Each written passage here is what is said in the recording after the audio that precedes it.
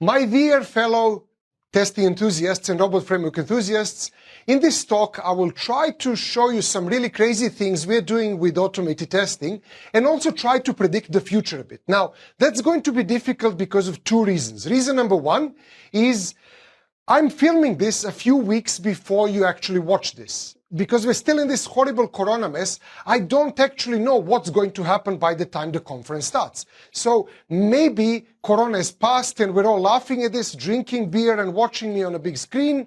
And maybe it's gone so bad that we've all been replaced by robots at the moment. Nobody knows. Reason number two is future is always difficult and tricky to predict. For example, last year around this time, I was part of a testing panel at a conference and we were talking about our predictions for 2020. And I said my prediction is that during this year, 2020, something really, really horrible is going to happen that's going to make everybody understand the importance of testing and start caring a lot more about testing. Now, I was kind of right and wrong at the same time. Something horrible did happen last year that nobody could predict. Everybody is now paying a lot more attention to testing. Unfortunately, it's not the kind of testing I was hoping they will. Now, if last year has taught us anything, this is that the future is really unpredictable and that we can't even assume what kind of stupid things are going to happen. And people are getting larger and larger problems all the time. In order to predict the future, what people like me do is we look at the trends, we look at what's happening in the news, we look at what's happening with early adopters, and then we try to extrapolate something interesting that's going to happen. The reason why I said something really horrible is going to happen is I expected some company to mess up so badly with a software bug that it becomes unrecoverable. We're getting to a position where companies are losing hundreds of millions of dollars because of software bugs in a very, very short period of time. For example, last year, there was a period during a couple of hours where the price of oil on the commodities exchanges went negative. And lots of pension funds and lots of funds that are trading automatically ended up losing hundreds of millions of dollars in that space because their systems could not handle negative prices of oil. Only a month ago, the Central Bank of England wanted to introduce negative interest rates. And before announcing that, they basically got a no from all the banks that told them that their software basically cannot handle that. And now the bank has declared 6 months while all the British banks have to prepare for negative rates. So 10 years ago, really bad software bugs were causing problems with businesses and maybe embarrassing. Today, really bad software bugs are preventing governments from ruling the way they want to. We have a software bug that's preventing a central bank from introducing a rate they want to introduce. And this is just crazy. So, over the last 20 years, most test automation focus has been on things that can be tested before we actually deploy. And I assume most of you run most of your automated tests before the software goes to production. After that, kind of the area where we do automated tests stops. The other thing that generally happened is things that get automated are things that are easy to specify in text, especially if you look at Robot Framework. Robot Framework is really, really good expressing things in text. If you have things that are not easily expressible in text, we did not tend to automate these things. The third thing is usually we test things that are easy to define upfront. There's a big problem trying to automate things that are not deterministic or things that are not easy to define upfront. Usually we leave that kind of stuff for manual testing and for humans to make decisions. And lastly, generally there's a big problem testing slow, fiddly, integrated areas. So most of the focus of test automation, at least people who are doing it right, was focusing on small code units and reducing the risk so that we can get a massive amount of value from testing isolated small code units, which means pretty much that we've ended up avoiding testing any kind of non-deterministic stuff in an automated way. We avoid testing things that has to do with time. We avoid testing things that has to do with fiddly environments. We avoid testing things that are impossible to predict or difficult to predict upfront, or kind of more precisely, we avoid automating tests around that. And we leave that for manual testing, if at all. Now, what I think is going to happen over the next couple of years, and this is a trend that I've been seeing, is there's a lot more of this stuff in everybody's software that falls outside of this area. And we'll need to start testing a lot more and in different ways. And I'll show you some examples of that that I've seen on other projects and that I'm actually doing on 2 products that I'm developing. But before we get into that, I think this focus is not wrong, but this focus was right for the architectures and deployments we had 10 years ago and even 5 years ago. But now things are shifting and we'll need to dig a bit deeper and go into the underlying principles why these things were like that. This is an implementation to solve a particular problem. Once we understand the problems that we're trying to solve, we can figure out, are there better ways, are there different ways of solving the same problem? So I think there are 3 underlying principles behind this. The first underlying principle is that we wanted to ensure that the tests cover the big risks. So that's why we were trying to isolate the code into smaller units, isolate the risks there and test that. The second reason why we were trying to avoid slow and fiddly integrated areas and things like that is we were trying to make it quick and easy to get feedback. And lastly, kind of all this stuff about non-deterministic things and specifying in text and being able to kind of run tests quickly is because we wanted to make tests resilient to change, and we wanted to make tests easy to update when things change. So this is kind of where we were, and I think things are changing a bit. So a few years ago, I was flying to actually do a talk at a conference, and I was going to change my flights at the Paris Charles de Gaulle airport. Now, anybody who's flown through the Paris airports knows that changing at Charles de Gaulle is like the worst possible idea you can have, but there were just no other flights that fit in, so I decided to take the risk. And I had about 45 minutes to make the changes. Having to change the terminal means getting on a bus, and I was kind of hoping that the connecting flight is going to be delayed a bit. So as soon as we landed, while the stewardess was talking about how I shouldn't turn my phone on yet, I turned on my phone to see, is the connecting flight delayed at least a bit? Can I, not run, maybe walk? And I had a few thousand emails in the inbox from our alerting system. Now, the product I'm building is a collaboration tool where we have lots of people using it with Google Drive. And a few years ago when I was flying there, just during my flight, people implementing the Google Drive API and maintaining it released an update that changed the order of messages coming in. So before that, we would get a document connect message and then we would get a session start message. Now we were getting messages in the reverse order. Our software did not handle that correctly and everything fell apart. So I was kind of pretty sure that I'm going to miss the connecting flight and spend the next hour or so trying to panically troubleshoot what's going on when I saw all these messages, and I was able to fix it like in 10 seconds after I figured out what the problem was. But the issue here is our software did not change.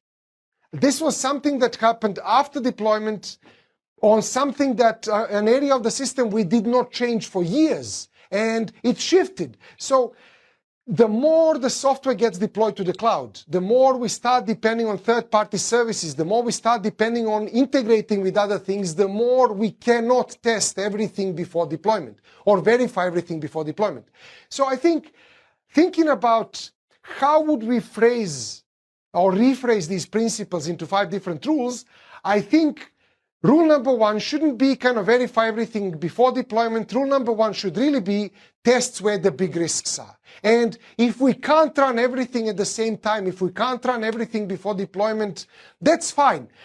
There's a lot of stuff that's happening now in the observability space, and there's a lot of overlap between testers and people who are dealing with observability, and that's a very encouraging thing. For those of you that don't know what I'm talking about, observability is this whole idea of understanding what's happening in our production systems.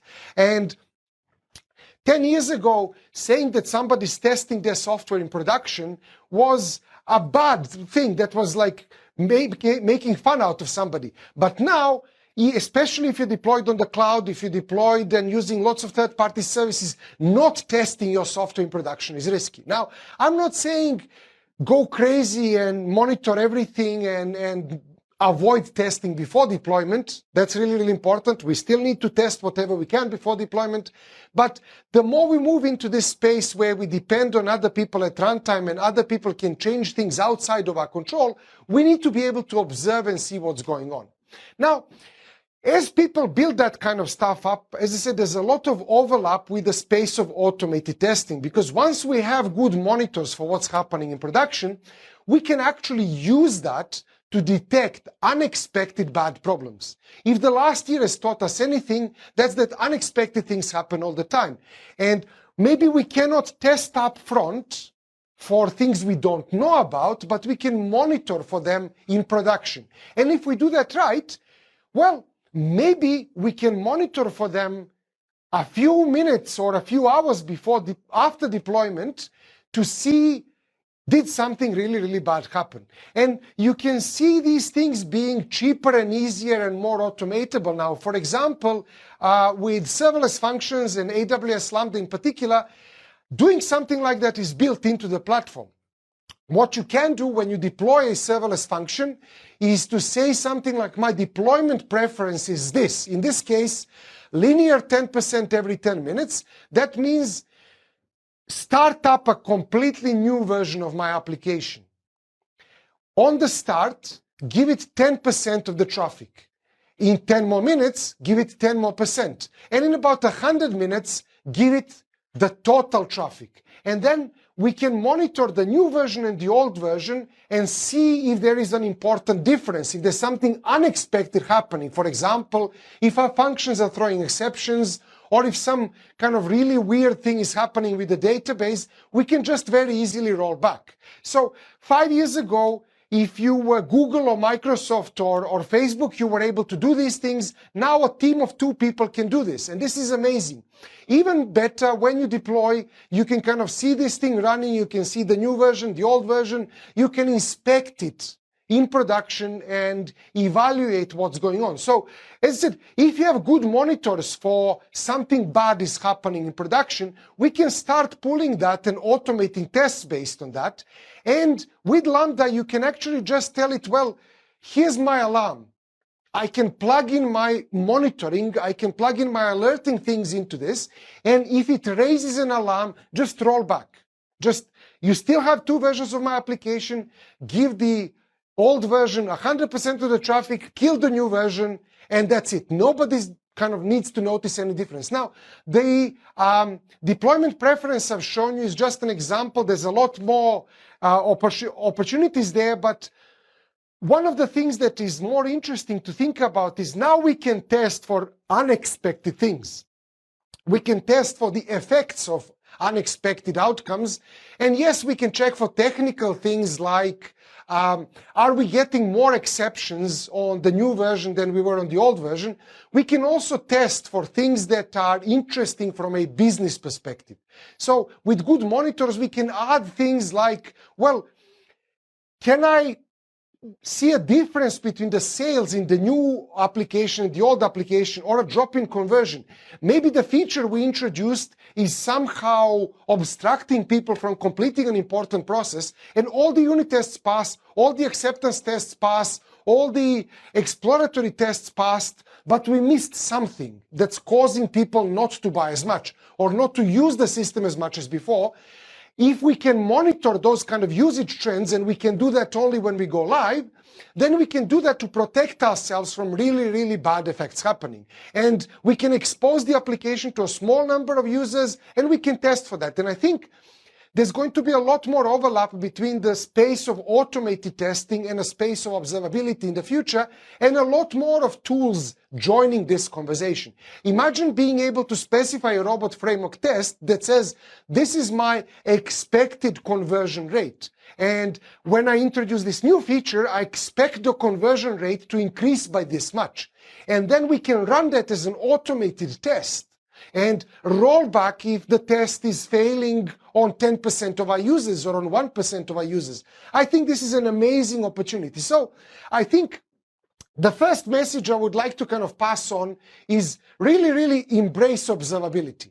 Observability is this area that's emerged a few years ago and is rapidly gaining traction. So if you're not thinking about this, or if you're not thinking about integrating your test suites with this, go and start looking at that, because that's going to be a really important trend for the future. Now, going back to the rules, rule number 2, I think, is that tests should really help us change the code faster.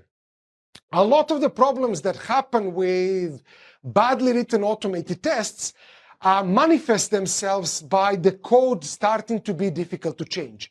And occasionally, people, even with the best intentions, make stupid mistakes like that. We made a horrible mistake that led to our code being almost cemented a few years ago. So the collaboration app I'm making is using SVG extensively, scalable vector graphics for rendering. And as we're doing that, we had a lot of look and feel tests, because look and feel is really important, and we had a lot of kind of visual unit tests that would show how certain things are rendered. Most of the tests look like this. So we would have some kind of setup at the start, and then we would have a system under test executing it, and it would produce an SVG. And then we would kind of evaluate whether the SVG matches what we expected. So that's kind of part of what I said. We end up testing things that are easy to specify in text. Scalable vector graphics is easy to specify in text, so we end up testing that. Now, the problem with this is that these things tend to be difficult to update. For example, we wanted to change the primary font, and by changing the primary font, everything moved slightly, and then we broke thousands of tests. And in order to do this honestly and properly, we'd have to go and recalculate all these numbers that are difficult to kind of know up front, and figure out how are these things going to move when the font changes, and then kind of run the tests and make them pass, or kind of cheat. And because we broke thousands of tests, we cheated. So what we did is we ran these tests, and then kind of we tried to compare the numbers and see, do these numbers make sense?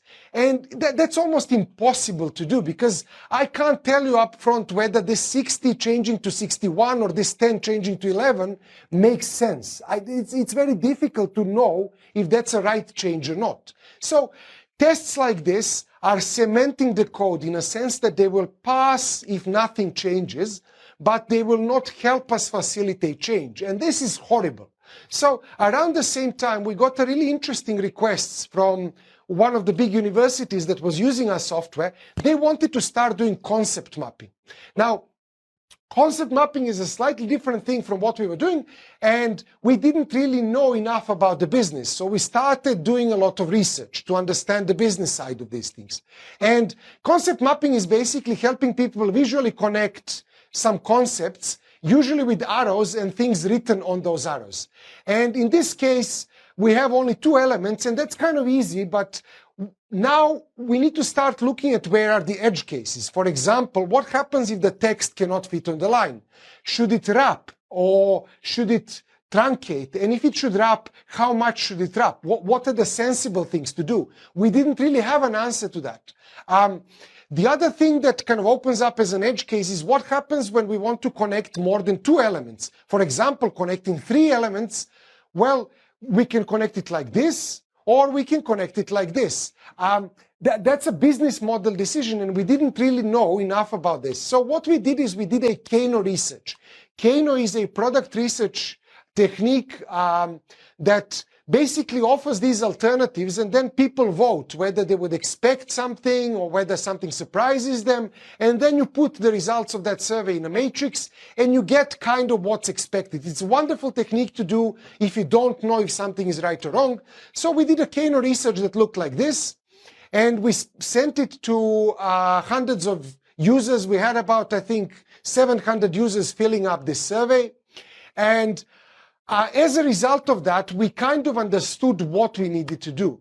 And looking just at the survey and looking at this, I realized, like, this is what I would love our tests to look like. Because you can look at something like this and you can see this makes sense or this does not make sense. Why can't we have tests like this?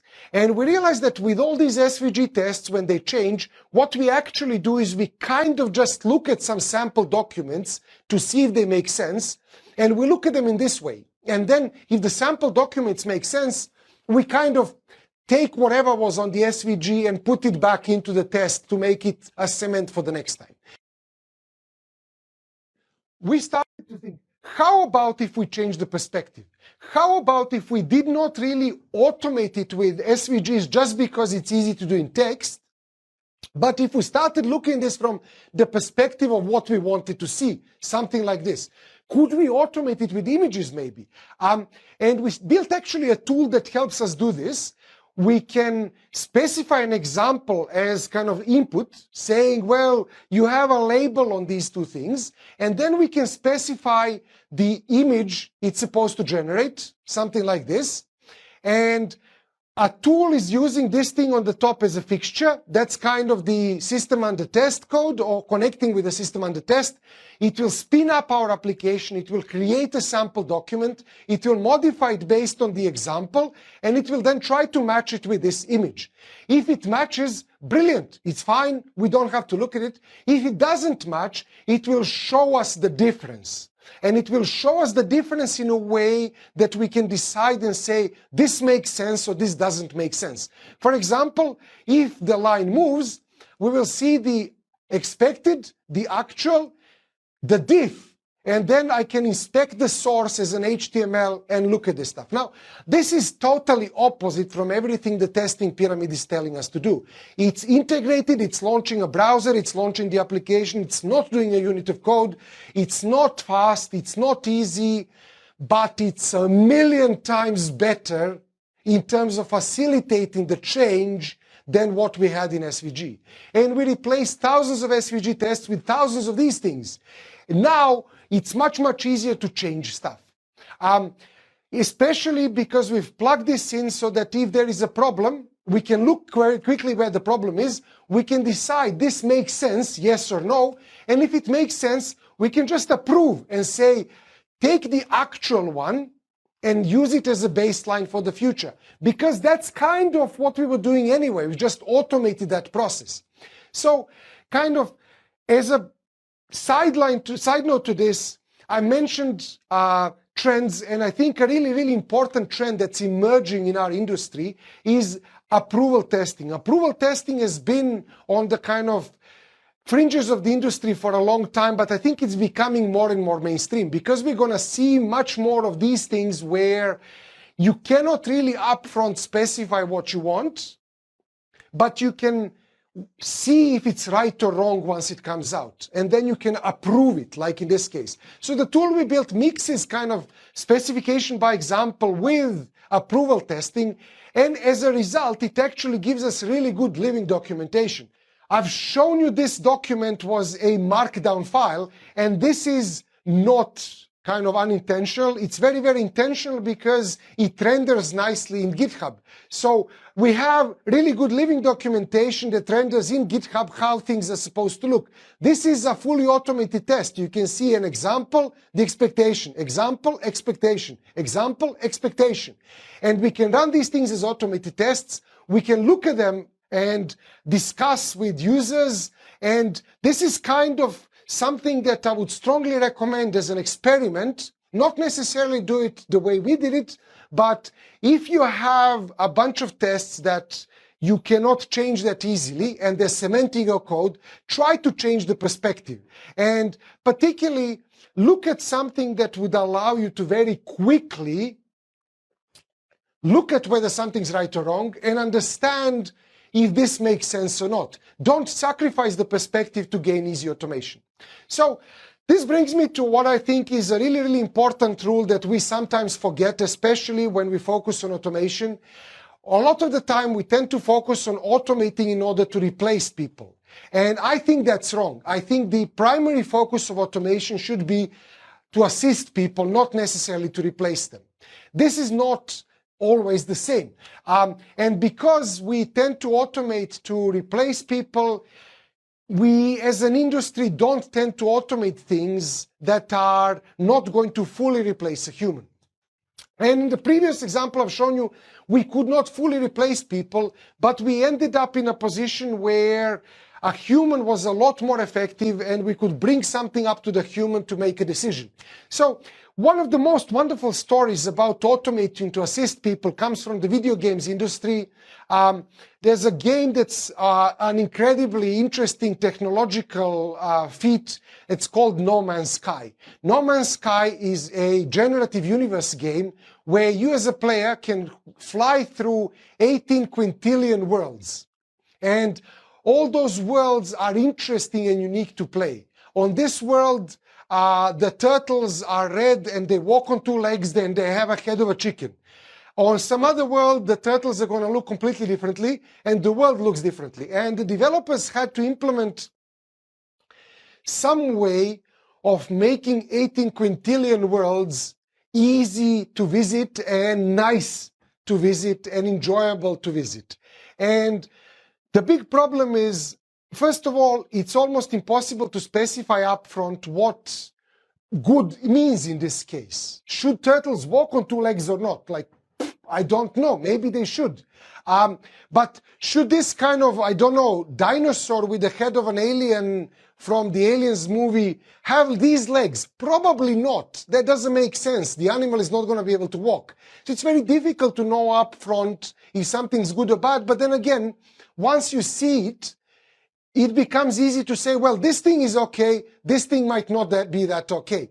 And the big problem with this is, again, how do we even start testing this? 18 quintillion worlds is too much for a human to visit in lifetime, and an exploratory tester, an army of exploratory testers wouldn't be able to do that. So what they started to look at is which parts could they automate? And they realized that they could build probes that fly through this world. And they've built kind of automated spaceships that would teleport and land on different planets and film what's going on these planets. And then they had a bunch of screens in the developers' room showing what these ships were seeing in real time. And they were broadcasting images and they were broadcasting videos from all these different worlds at random. And a developer, if they notice something like this, would say, pause, let's stop, let's rewind, let's figure out why this happened, and let's re-engineer it, let's do something else, and then play again. And they've released an amazingly good game because of this. So my message here is really, if you can't automate everything, that still does not necessarily mean we shouldn't be automating. And there's a lot of benefit of using tools like Robot Framework for things that are difficult to do, but humans don't necessarily have to do this. A very common example is setting up the system under test. And that's what we did with that kind of image comparison thing. I, as a human, can compare two images and say this is good or this is not good. But I don't necessarily have to spend a lot of time preparing the system to get to that point. I can automate everything up to that point. So preparing the system, cleaning up the system, comparing things and saying nothing changed, all these things a machine can do incredibly well. So don't shy away from automating non-deterministic things, because even the non-deterministic things have lots of deterministic parts. We can automate to assist people and make them more effective by focusing on just the parts that people need to do. This brings me to rule number 4. And if we are going to do this properly, we really need to focus the results on the wildly important stuff. A lot of what we tend to do as an industry is focus on the process of automation and not focus that much on the usability of our test results. And a lot of the time we care about, well, are things the same? If they're the same, it's fine, green. But when things are red, we end up in trouble because it's difficult to figure out what's going on. So last year, I published a new tool and launched a new tool. That's kind of how I'm spending my lockdown. And the tool is helping people create narrated videos easily. I started having this problem doing documentation videos for my other product, and ended up basically spending hours and hours and hours trying to just record 5 minutes of good video. And when I realized, well, you know, this is not what I should be doing, I did what any decent developer should do. And instead of looking for a solution that's out there, I spent months and months and months of building my own stuff to fully automate it.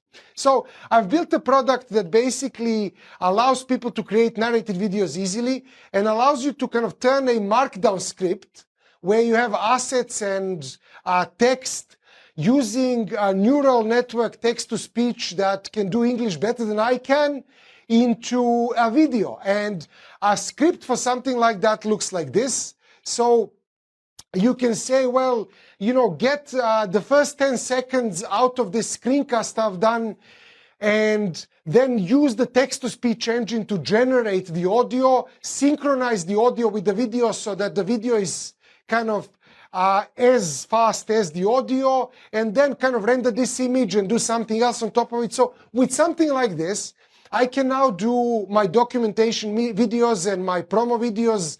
Maybe for a 10-minute video, it takes me 2 or 3 minutes to do.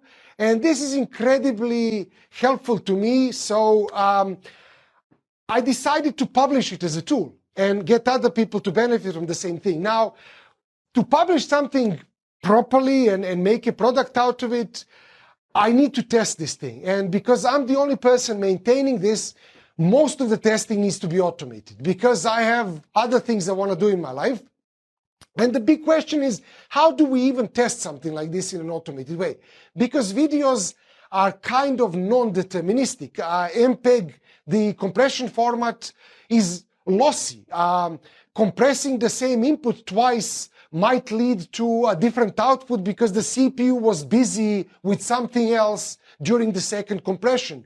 We can get skipped frames. You will not notice a difference as a human most likely, but the binary code will be different. And so specifying it in text as such doesn't really make sense because I can only test for API calls to third parties, and I don't test if the third-party tools are working okay. In particular, kind of this thing using all these kind of magical cloud-based text-to-speech engines, who knows if I'm, you know, getting the right result or not. I can infer that I am, but who knows? Maybe I am, maybe I'm not. So what I started thinking about this is, how would I automate this to assist myself? Not necessarily to fully replace myself. And how would I not really sacrifice the perspective here? How would I look at this? How would I test where the big risks are? Kind of connecting to third parties, getting the outcome of this.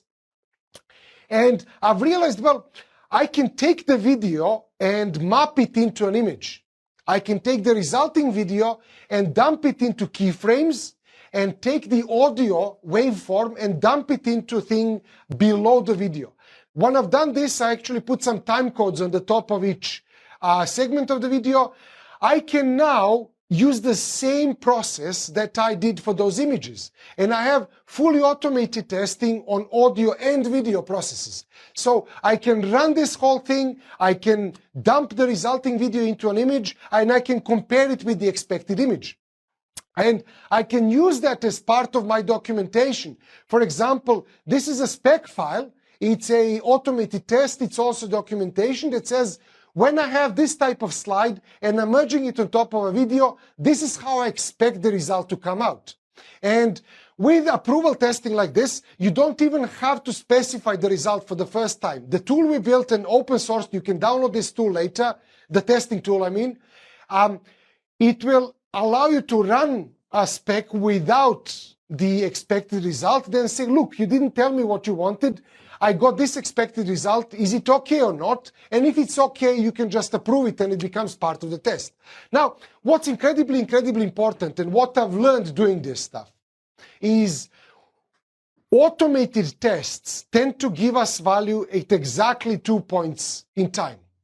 The first time they pass, that tells me I've done this feature right. And the second time is when they fail. After they pass the first time, they're passing. I don't do anything. I don't act on the test. But when a test fails, I need to do something. I need to look at this. Even if it's a fully automated code unit test, I need to look at a failure and understand, do I have a bug or is the test wrong? And what that got me thinking about is really, how do I optimize my time here? And one of the most important things I started looking at is, how do I understand the difference? So kind of with something like this, what we've done is we've optimized it so we can look at the expected and the actual at the same time. We can put the diff on top of it. We can play with the opacity so we can understand what happened, and we can decide if it's good or bad. So my message here is, if you decide to build tools that help you change the perspective, they're probably not going to be off-the-shelf tools because it's going to be your perspective, but really to get the most out of this, optimize the diff. Optimize the time it takes for a human to understand what's going on. Optimize the usability of your test reports. Don't focus all your attention on composing the tests. Focus a lot more on consuming the results. So, going back to the underlying principles I mentioned at the start of the talk, I've shown you a couple of tricks and a couple of trends, I think, that are happening in terms of how do we ensure that the tests are covering the big risks, and how do we make it quick and easy to get feedback. But I've not really talked at all about how do we make these tests good and resilient to change. And I think there's one really important rule there that we should think about when we're designing our test suites and we're designing testing tools. This is a Robot Framework conference, so a lot of you are hopefully contributing to the Robot Framework as well. And the last rule I want to talk about that's really important for me in terms of test automation is focusing on intent, not on the current implementation. What I mean by that is, there's lots and lots of horrible test suites out there that focus on how the system is implemented at this particular time. And then when the implementation changes, we get into a world of trouble. So one of the things that kind of I see all the time working with people as a consultant is tests like this. And this is kind of a code-oriented testing tool, but you can see things like this with almost any testing tool and any testing platform. There's a lot of, do this, assert, then do, then sleep, then do, then sleep, then assert. And this is horrible because it's too tied to the implementation of the system that we have at the moment. And one of the really nice things about Robot Framework and similar tools like that is it allows us to split the specification of the examples from the automation. It allows us to create multiple layers of these things so that we can then decide how to do these things in different levels. And over the last 15 years, kind of patterns have been emerging in this space. When I interviewed people for the Spec by Example book, a pattern kept emerging between teams that did really great with their automated tests and teams that kind of suffered around how they describe and what they describe in these levels. And I think there's a more universal pattern there, not just related to Spec by Example. And the pattern basically is that we should split our tests and test automation in two different levels. One that only describes what we want to test without describing how that's being tested. And that level should only describe the intent, should only say, well, when I try to purchase something and it's above the limit of the items I can purchase, the system should respond with this message. And the next level down is the level that should only talk about how things should be tested, not what's tested. This level is tied to the current implementation of the system. This level is tied to the current application. And then kind of we can change it easily in one place. We can add more business rules easily by expanding and reusing the automation level. One of the companies I spoke with for the Spec by Example book that really understood this was a concert information website called Songkick. They had a massive investment that allowed them to grow. And as they were growing, they were starting to hit technical limits of their system. Before that, all their access to the database was synchronous, and their system and all their tests were synchronous. After that, they had to break the synchronicity, and they had to make the system performant by creating caching, by creating asynchronous access, and the parts of the system that were covered by tests written after they learned this thing, they were rewriting at least twice as fast. Those tests were facilitating change rather than obstructing it, because all they had to do is in the middle layer, change synchronous to asynchronous access. The examples above the spec stay the same. So I think you can see this rule in all the examples I showed you. When we were doing videos, we were testing what the video looks like, not how the encoder works, not how we're calling third-party APIs. We were testing what the result is. When we were looking at the layouts, we were testing finally what we want to do. So rather than testing an SVG, and there's like 5 million ways of implementing the same thing with an SVG, we were testing what this thing looks like. And what that allowed us to do is actually just expand the tests very easily to PDFs, expand those tests very easily to other things. With a kind of after deployment example, if we wanted to prove that we didn't cause any problems with sales, that's actually what we want to test. We want to test the sales numbers. We don't want to test some silly assumption and look at it kind of before deployment. Think about testing what rather than testing how. And the title of my talk was just testing what, and I think you should absolutely be testing what. That's one of the most important rules. The caveat here is, of course, some of you are going to think, well, this is going to be slow, it's going to be brittle. Not necessarily. If you focus on the right things, if you make humans the center of what you want to automate, it doesn't need to be that much brittle. We can run thousands of these visual tests and approve them very easily. If you focus on what you want to test, not how you're going to test this, there's a million other options that open up. And in particular, if you're deployed on the cloud, one option that opens up is running these things in a massively parallel scenario. The reason why the testing pyramid was optimizing small isolated unit tests is because we can very quickly and easily get feedback. But if I can run this stuff on 1,000 machines very easily that I can do on the cloud, then it's still quick and easy to get feedback. And we do not have to sacrifice the perspective. That's pretty much it. Hopefully, if we are still all alive by the time you watch this, after this, we're going to have a Q&A.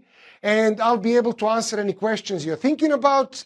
I just want to leave you with a few more links. So the visual testing tool I showed you is completely open source, and you can download it from appraise.qa.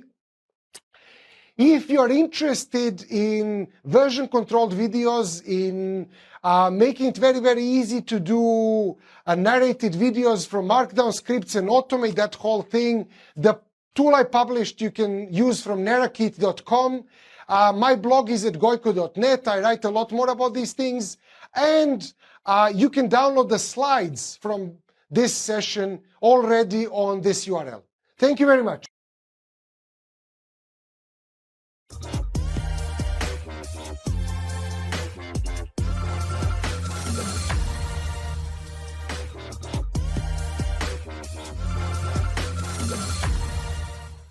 Hey Gojko, welcome to RoboCon. Hello. Awesome stuff. Love it. So we have just a few moments with Q&A, and I want to dive in so we don't miss getting the opportunity to ask you some awesome questions here. So Tristana wants to know, is it possible to determine the risk in the middle of the project where the test automation already exists? Why and how to do this? So could you repeat, is it possible to do what? Is it possible to determine the risk in the middle of a project where the test automation already exists? So I guess you already have automation that exists, and then determine what risk may already exist there in the project. Well, I guess it's always possible to determine the risk in one way or another. You know, I assume if you are already working with some test automation, you can use something like the attribute component capability matrix from Google to see how much of the risk you're actually covering with your current test automation or your current additional tests. I think that's a pretty good way to evaluate the risks you are addressing. So the search term for that is an ACC matrix, and it's a technique coming from Google. It's described in a book called How Google Tests Software. Awesome. Next question's from Renee in Slido, and Renee wants to know, cool talk. A somewhat unrelated question, in how many companies have you seen BDD really being implemented and working at all levels, from acceptance or system testing down to unit testing? Oh, I'm not really sure what that means.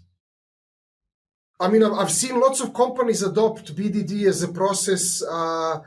Unit testing and acceptance testing seem to be two different things. Units are testing a small code unit. It might be tested from a business perspective or from a technical perspective. Acceptance tests tend to be kind of something that's more from a business perspective. So we're really talking about like the risk we're covering or the area of coverage there. And I think companies that are successful have to have a comprehensive testing strategy regardless of how they're doing it. But I have seen lots and lots of organizations adopt BDD to help them with the right parts of that. I think for some reason BDD gets a bad rap because people just use it as an automation framework rather than have it used for communication, I guess, is maybe the point here. So you see people actually use it. That's a common issue, and people have been talking about this for at least 15 years now. Right. And we don't seem to get the message across. I've done a recent survey. You can find the results on my blog, kind of for what's been happening in the spec by example community 10 years after the book came out. And there are some encouraging patterns there where lots and lots of people are using spec by example as a kind of conversation technique more than the automation process. So there's definitely improvement on that front, but I think people still want to optimize the wrong thing because they're easy to do. Yeah, absolutely. Next question is from Jagan. Jagan wants to know, how do you accommodate a change in the results, especially when doing an observability testing and the change is expected outcome? How do you handle your automated test?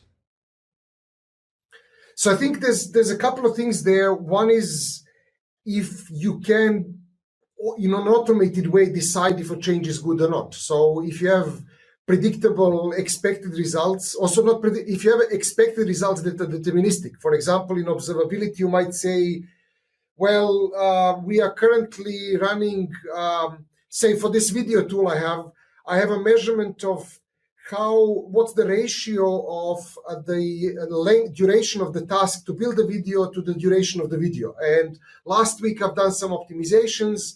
My automated test was supposed to prove that I've decreased that by about 20%.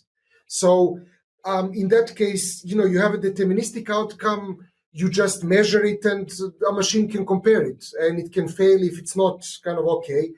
In a non-deterministic outcome, if you're not really entirely sure what the result should be, then optimize the diff, as I suggested. I think present the difference to a human who can then make a decision if something is good or bad, and optimize really finding the difference so that people can invest their time in deciding if this is good or bad accurately. Great answer. So back to Slido. Don't know if you knew this, but by the way, Kuka is a member of the Robot Framework Foundation. Didn't know if that was intentional, so that's cool what's playing in the background. But for Manny's question... With robots running behind me that are kind of moving chocolates around. Right, yeah. So excellent. That's kind of even better for Kuka now. That's awesome. So Manny's actual question, though, is, shall the examples replace the requirement stories, or shall they be defined in addition? And who, product owner, tester, dev, shall define the examples?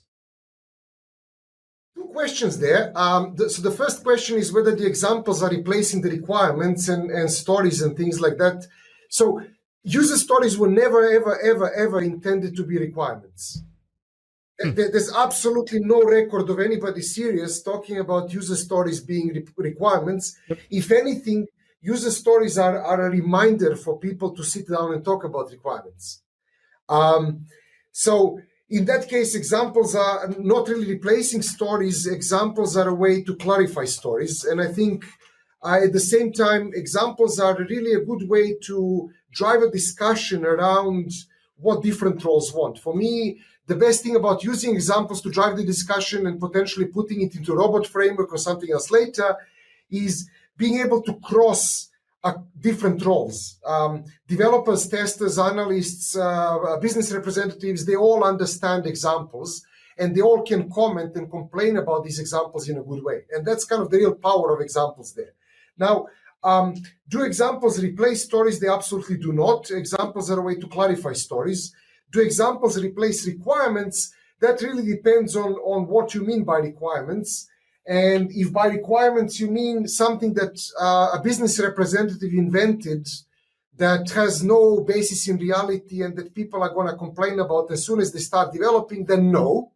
If by requirements you mean kind of discovering what actually users need and kind of discussing it with them and codifying that into something like robot framework, then kind of yes, they are going in that direction if you do them right.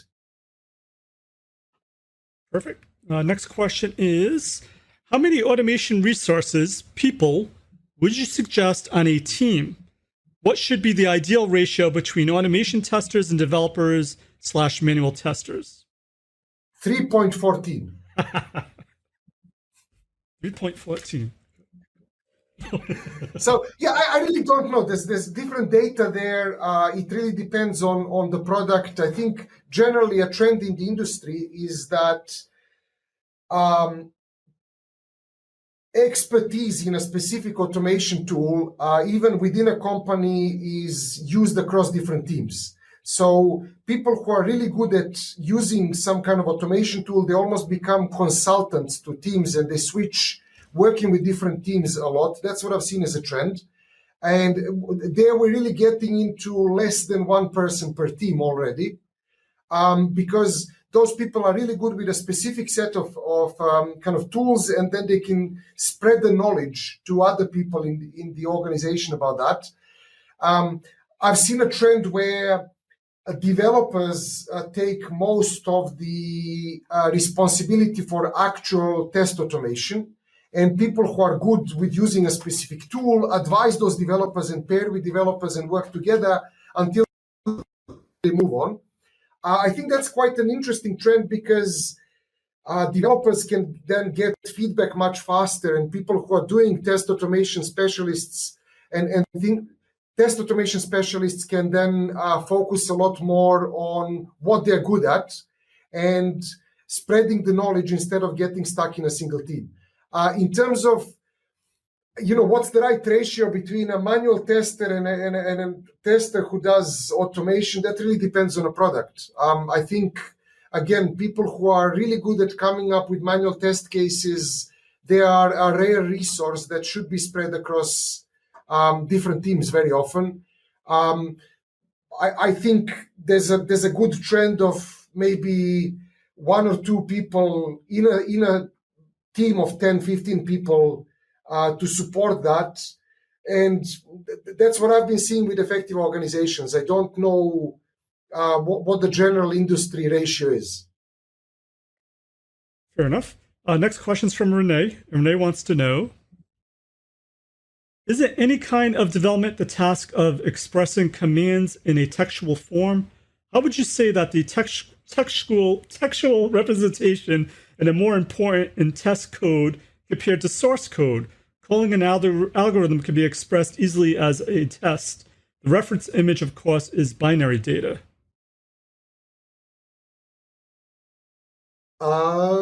So yes, of course, development, a lot of development is expressing things in textual form, but that's one perspective at things. The example I showed you with kind of two documents side by side, as a human, I can compare images much faster than comparing text. And on this particular situation, evaluating correctness is much, much easier to do with an image than with text. For look and feel, for example, if you want to show that the text is padded correctly around an image and that it's aligned correctly with other things, yes, you can express that in CSS, you can express that in HTML, but good luck evaluating whether that's correct or not.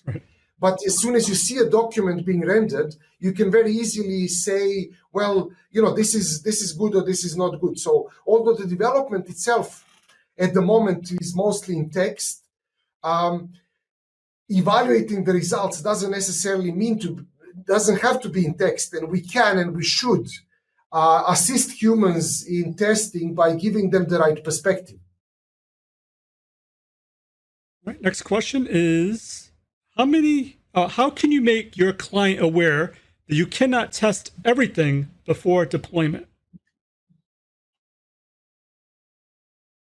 I guess you can discuss stuff with the client where the risks are and what kind of risks are de-riskable where. So you cannot test a change in sales or a change in conversion before it gets deployed.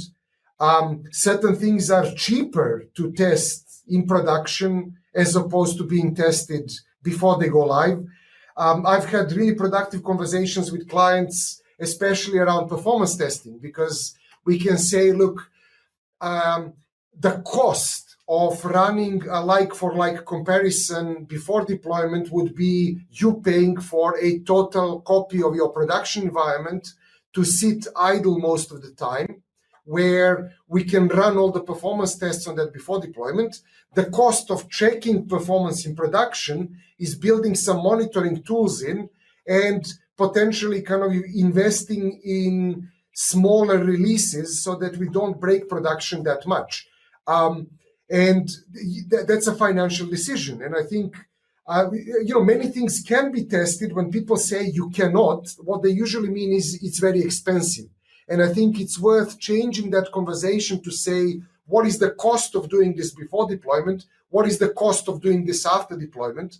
And what that even means. I mean, we can say, okay, sales, you cannot test without live users, but you can test it on a percentage of live users before you deploy to everybody. So that costs this much. We need to invest in parallel deployments. We need to invest in A/B testing capability, or you can just kind of run it fully on your 100% of users. It costs less, but kind of you expose yourself to certain risks. So I think what I would suggest in that case is not thinking about impossible, but thinking about the cost and presenting different options for the cost.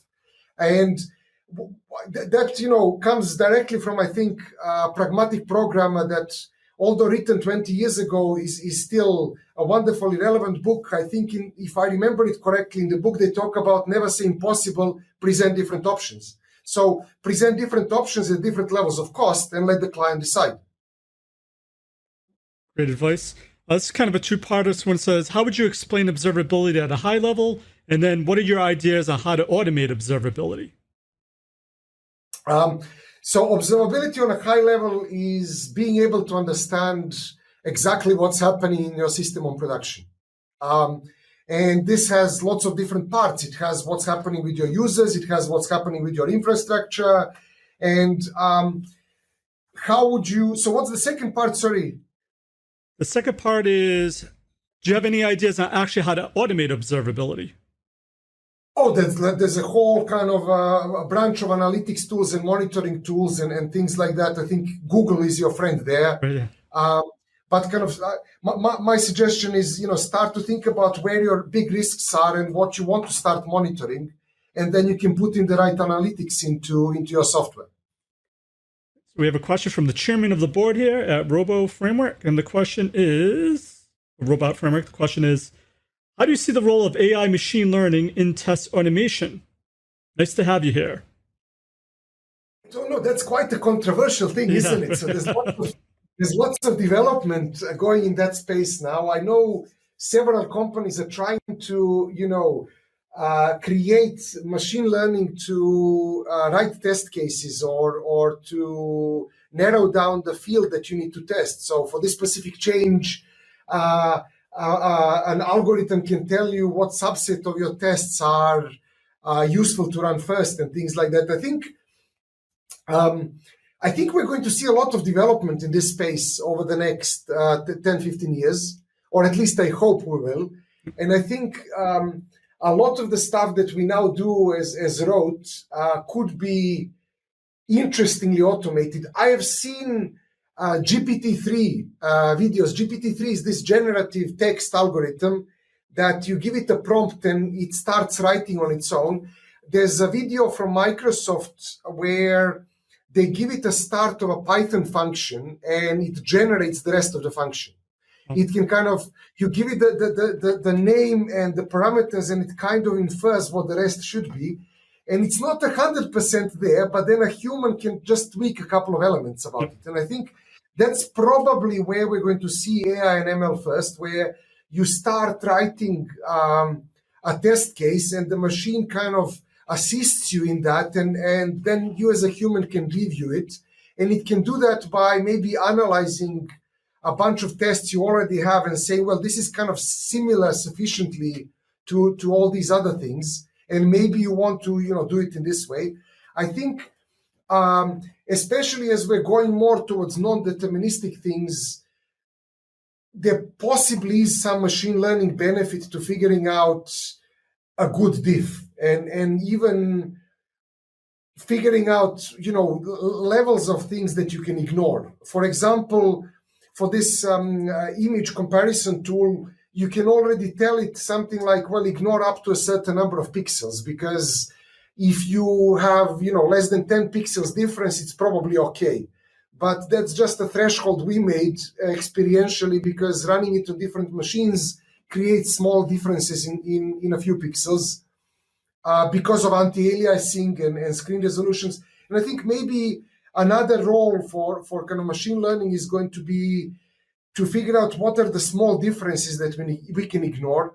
I don't buy the whole a machine will be able to write tests on its own perspective, because if a machine can do that, then we can probably generate these tests without machine learning. We can probably generate these tests with a script. And we already have machine learning algorithms in a sense with property-based testing and fuzz testing and things like that.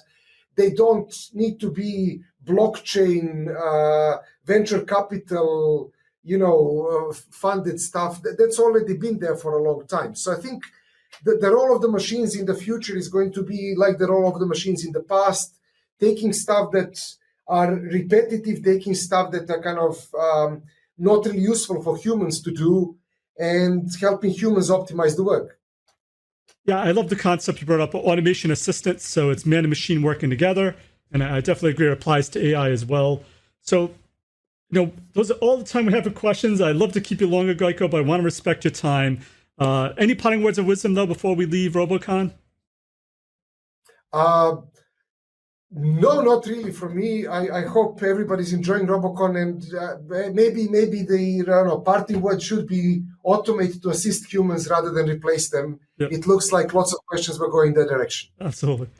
Thank you again, Gojko. It's really an honor to have you kick off day 3 and have you participate with us. Really appreciate you and all you do for the community. Talk to you later. Thank you very much. Awesome. Cheers.